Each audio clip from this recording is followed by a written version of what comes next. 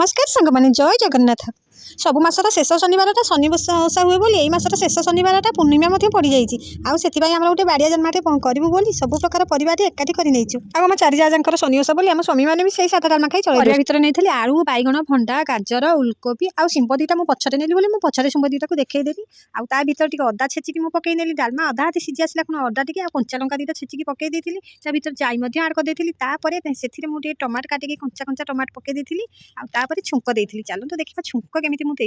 आगे प्रथम मुझे तेजपत्र 2-3टा नहीं जाइली शुखिला लंका 8-10टा नहीं जाइली जीरा मिंचक नहीं जाइली भाजी भुजाकी नहीं 10टार छेचा छेची करके गुंड रखिनेली छुंकटा देवाई मुझे जीरा तेजपत्र लंका से जिनस ही अदा सब नहीं फुटे फुटाकी छुंक देदेली आ छुंक देलापर से जो गुंड मुझे रखी से गुंड टी पकईदेली